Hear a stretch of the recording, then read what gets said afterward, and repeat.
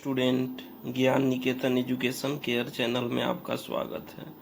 ये जो वीडियो बनाया जा रहा है स्टूडेंट, वो क्लास 7th के लिए है। ठीक है, क्लास 7th के इससे पहले मतलब आपका 2 चैप्टर कंप्लीट हो गया, एक मेंसुरेशन और एक आपका पावर एंड एक्सपोनेंट। ठीक है, उसके बाद जो अब आपका चैप्टर का नाम है इंटीजर्स। ठीक, integers.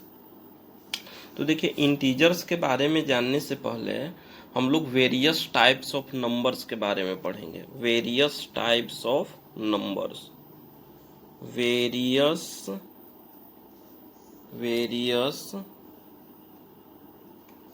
Types of numbers, various types of numbers.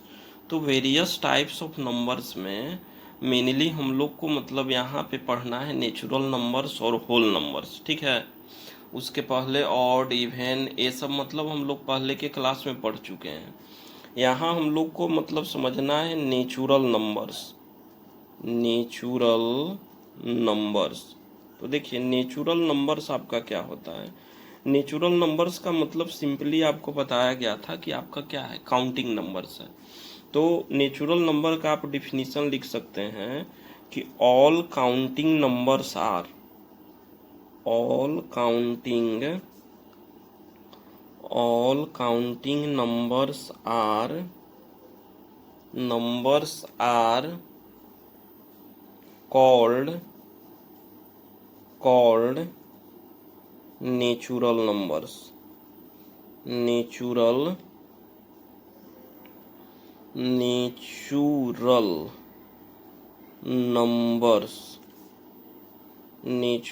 Numbers मतलब जितने जो काउंटिंग नंबर हैं आपका, वही क्या है, नेचुरल नंबर है।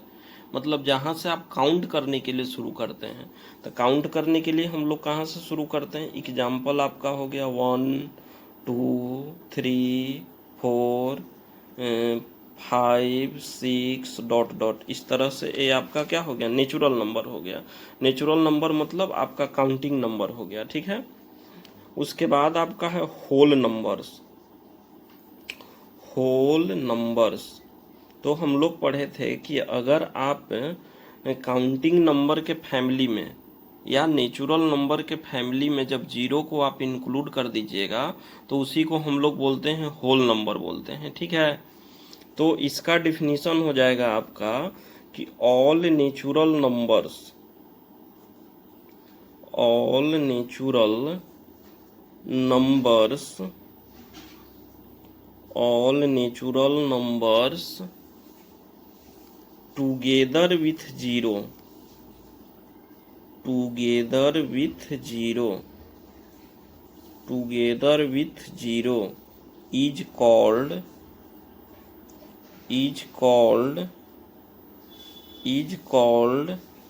whole number, whole numbers। ठीक है, माने होल नंबर्स में क्या करना है ना कि आपको जो नेचुरल नंबर का फैमिली है उसमें आप केवल जीरो इंक्लूड कर दीजिए। तो एग्जाम्पल आपका क्या हो जाएगा, जैसे नेचुरल नंबर का फैमिली क्या था, 1 2 3 4 डॉट डॉट इन्फिनिटी तक जाएगा, और उसमें आप केवल जीरो इंक्लूड कर दीजिए, यानी 0 1 2 3 4 आपका क्या हो गया, होल नंबर्स हो गया। कभी कभी क्या करता है लोग कि नेचुरल नंबर और होल नंबर के बीच डिफरेंस पूछ देता है। ठीक है, तो नेचुरल नंबर का मतलब हो गया, नेचुरल नंबर और होल नंबर के बीच अगर डिफरेंस आपको बताना है तो आप बताइए कि natural number starts from 1, natural number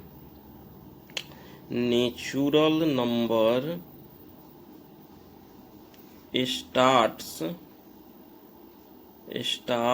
from 1 and whole number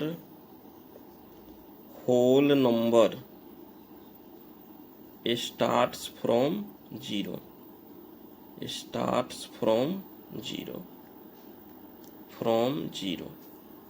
natural number जो होता है आपका 1 से स्टार्ट होता है, और होल नंबर जो होता है आपका 0 से स्टार्ट होता है। अब उसके बाद हम लोग को पढ़ना है इंटीजर। तो इंटीजर क्या होता है देखिए उसके बारे में। तो तो इंटीजर का जो डिफिनीशन है वो है कि all natural numbers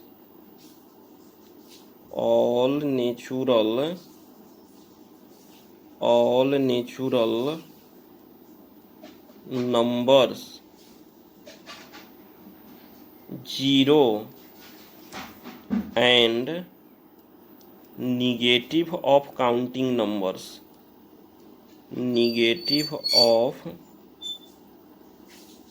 counting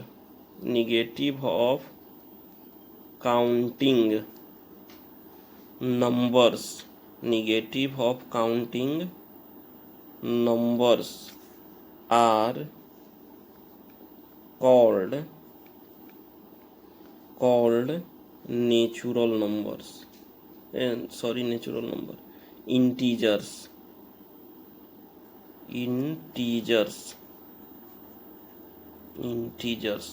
all natural numbers zero and negative of counting numbers are called integers. Okay अब इंटीजर को दो पार्ट में डिवाइड किया गया। एक आपका हो गया पॉजिटिव इंटीजर।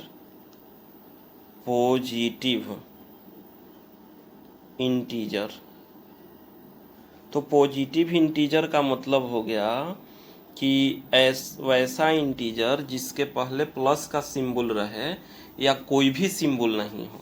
जैसे आपका हो गया 1 2 3 4 +5 +6 +7 आर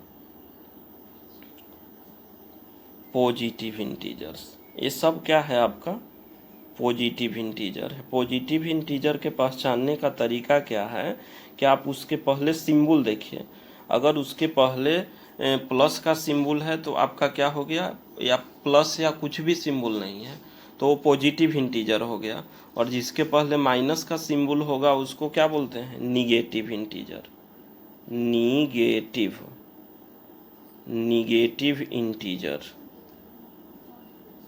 निगेटिव इंटीजर। तो इसके पहले आपका हो गया -1 -2 -3 -4 -5 ... आर निगेटिव इंटीजर। यानी निगेटिव इंटीजर होने के लिए शर्त क्या है कि उसके पहले उसका जो है माइनस का सिंबल होना चाहिए। निगेटिव इंटीजर होने के लिए शर्त है कि उसके पहले क्या चीज़ का सिंबल होना चाहिए, माइनस का सिंबल होना चाहिए। और एक जीरो है तो जीरो जो है वो भी आपका क्या है, इंटीजर है। जीरो जो है वो भी आपका इंटीजर है, लेकिन जीरो को न तो आप पॉजिटिव इंटीजर कह सकते हैं और न ही क्या कह सकते हैं, निगेटिव इंटीजर। यानी यहाँ पे ऐसा लिख सकते हैं कि zero is an integer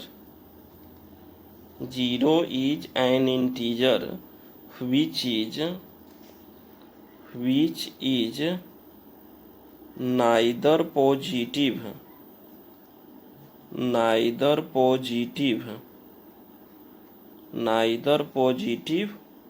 nor negative। मतलब न तो वो क्या है, पॉजिटिव है और न ही निगेटिव है। यानी आप कोई भी नंबर में जीरो को ऐड कीजिएगा तो वो नंबर खुद आपका आ जाएगा, और सब्ट्रैक्ट कीजिएगा तो उससे मतलब आप कोई भी नंबर में जीरो को ऐड या सब्ट्रैक्ट कीजिएगा तो उसमें कोई अंतर नहीं आएगा, वो नंबर ही खुद आपका प्राप्त होगा। ठीक है। अब देखिए सम ऑफ इंटीजर और डिफरेंस ऑफ इंटीजर आप 6 क्लास में पढ़ चुके थे। ठीक है, कि किस तरह से मतलब इंटीजर को सम किया जाता है। मतलब जब कोई भी दो इंटीजर को मान लीजिए कि आपको ऐड करना है या सब्ट्रैक्ट करना है, तो मान लीजिए कि वो दोनों इंटीजर दिया हुआ है, 2 या 3 या 4 जो भी इंटीजर आपको दिया हुआ है, उसके पहले आप सिंबल देखिए क्या है। अगर मान लीजिए कि यहाँ पे -2 और -8 दो ठो दे दिया, ठीक है, और आपसे पूछ रहा है तो देखिए इसके पहले आप सिंबल देखिए, सिंबल क्या है। ठीक है, तो सिंबल अगर दोनों के पहले एक ही है तो बस हम लोग को 2 पॉइंट याद करना है कि अगर कोई भी दो इंटीजर के पहले सिंबल एक ही रहेगा तो उसको ऐड करेंगे, और सिंबल वही लिखेंगे, ठीक है। अगर सिंबल अलग अलग है तो उसको सब्ट्रैक्ट करेंगे और बड़ा वाला सिंबल लिखेंगे, मतलब जिस इंटीजर के पास ज़्यादा है। जैसे एग्जाम्पल से आप समझ जाइएगा। जैसे यहाँ पे दो हम इंटीजर लिए, एक 2 है और एक 8 है, और दोनों के पहले आप सिंबल देखिए, 2 के पहले भी माइनस है और 8 के पहले भी माइनस है। तो रूल क्या हम आपको बताए थे कि अगर दोनों के पहले एक ही सिंबल है तो उसको ऐड कर देंगे। मान 8 और 2 आपका क्या हो गया 10, और सिंबल वही रखना है, तो सिंबल दोनों के पहले क्या है माइनस, यानी -10 आंसर हो गया। अब बहुत स्टूडेंट क्या करते हैं कि इसको माइनस माइनस प्लस कर देंगे, यानी +10 लिख देंगे, जबकि ऐसा नहीं है। सिंबल भी यहाँ क्या होगा माइनस होगा। लेकिन अगर मान लीजिए कि आपको -5 और +10 दे दिया, तो अब देखिए दोनों के पहले अलग अलग सिंबल हो गया, ठीक है। एक के पहले क्या है माइनस है और एक के पहले क्या है प्लस है। तो यहाँ पे क्या होगा, एक ही सिंबल रहेगा तो ऐड किया जाएगा, अलग अलग सिंबल तो सब्ट्रैक्ट किया जाएगा, ठीक है ना। अब सब्ट्रैक्ट करने में आपको देखना है कि कौन सा सिंबल बड़ा है, मतलब माइनस के पास ज़्यादा है कि प्लस के पास ज़्यादा है। तो माइनस के पास 5 है और प्लस के पास क्या है 10, यानी प्लस के पास ज़्यादा है। अब 10 में से हम 5 को माइनस कर देंगे, यानी आपका आंसर क्या हो गया 5, ठीक है ना। तो इसको आप लोग ध्यान दीजिएगा, क्योंकि आपको इसके आगे मतलब जो एक्सरसाइज होगा इसमें इसका यूजेज आएगा, ठीक है। कुछ हम लोग प्रॉपर्टी पढ़े थे, जैसे कम्यूटेटिव प्रॉपर्टी पढ़े थे, एसोसिएटिव प्रॉपर्टी पढ़े थे, ठीक है ना। तो उसके बारे में थोड़ा सा हम लोग चर्चा करेंगे। क्लाउजर प्रॉपर्टी पढ़े थे, इस तरह से है, ठीक है। तो देखिए क्लाउजर प्रॉपर्टी क्या है कि कोई भी दो इंटीजर को अगर आप ऐड कीजिएगा तो मतलब वो भी क्या आएगा इंटीजर आएगा। जैसे मान लीजिए कि आपका 5 एक इंटीजर हो गया और 3 एक इंटीजर हो गया, और ये दोनों को आप ऐड कीजिएगा तो आपका क्या आया 8, तो 8 भी आपका क्या है एक इंटीजर है। यानी जो क्लाउजर प्रॉपर्टी है उसको आप ध्यान दीजिएगा कि क्लाउजर प्रॉपर्टी ऑफ एडिशन होता है, ठीक है ना। तो क्लाउजर प्रॉपर्टी ऑफ एडिशन का मतलब क्या है कि अगर कोई भी दो इंटीजर को हम लोग ऐड करेंगे तो ऐड करने पर एक इंटीजर आएगा, ठीक है। तो ये आपका हो गया closure property of closure property of addition. समझ गए क्लाउजर प्रॉपर्टी है। क्लाउजर प्रॉपर्टी का मतलब है कि कोई भी दो इंटीजर को जब हम लोग ऐड करते हैं तो ऐड करने पे जो आएगा वो भी इंटीजर होगा। इंटीजर कहने का मतलब क्या है कि या तो प्लस में भी रह सकता है, नहीं तो माइनस में भी रह सकता है, ठीक है। अब उसके बाद दो ठो है, एक हो गया आपका कॉम्यूटेटिव लॉ।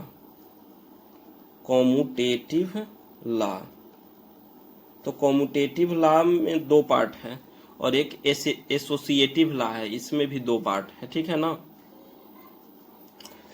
अब क्लाउजर प्रॉपर्टी ऑफ एडिशन है यहाँ पे, तो एक क्लाउजर प्रॉपर्टी ऑफ सब्ट्रैक्शन भी होता है। तो इसी तरह का है कि मतलब कोई भी दो इंटीजर को अगर हम सब्ट्रैक्ट करेंगे तो वो भी क्या आएगा एक इंटीजर आएगा, ठीक है ना। अब कॉम्यूटेटिव लॉ में दो ठो होता है, एक commutative law of addition, commutative law of addition, commutative law of addition. जैसे मान लीजिए कि दो इंटीजर आप ले लिए a और b, तो a प्लस बी इक्वल आपका आएगा b plus a। According to commutative law of addition a plus B equal b plus a। जैसे मान लीजिए कि दो इंटीजर आप ले लीजिए 2 और 3, तो 2 प्लस 3 क्या आ जाएगा आपका 5, और 3 प्लस 2 क्या आ जाएगा 5 आ जाएगा, ठीक है। यानी कॉम्यूटेटिव लॉ ऑफ एडिशन के अनुसार अगर आप इसमें मतलब दो इंटीजर आपको रहेगा, जो कॉम्यूटेटिव लॉ है उसमें मतलब दो इंटीजर रहेगा। तो मान लीजिए कि दो इंटीजर आपका a और b है, तो according to commutative law of addition आपका होगा a plus B equal B plus A. और एक होता है commutative law of multiplication, commutative law of multiplication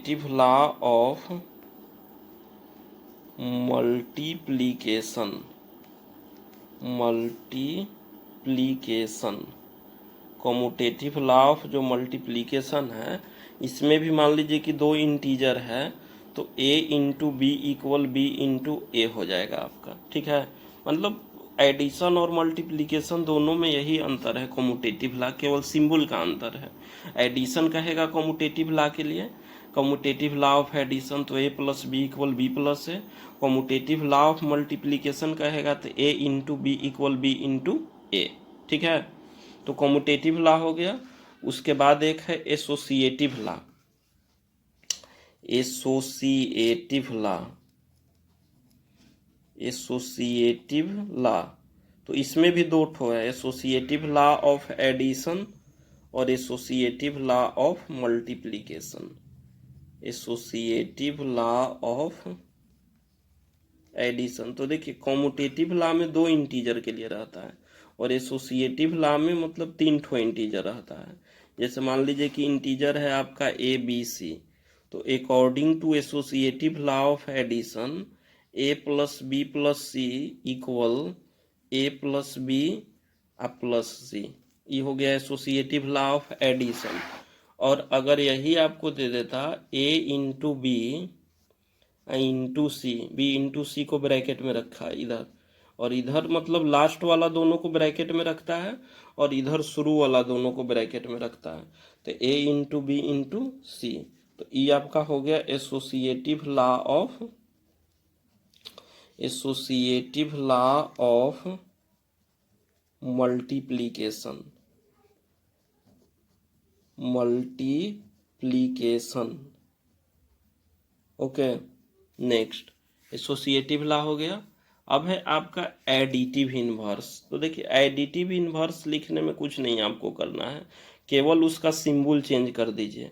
अगर मान लीजिए कि आपका -5 दे दिया और उसका पूछेगा कि एडिटिव इनवर्स बताइए, तो -5 का क्या हो गया +5। ठीक है, अगर +5 है तो उसका क्या हो जाएगा -5 हो जाएगा। ठीक है, यानी आप कह सकते हैं कि जो जिस इंटीजर का मतलब पूछ रहा है एडिटिव इनवर्स, उसका अपोजिट माने -5 है तो +5।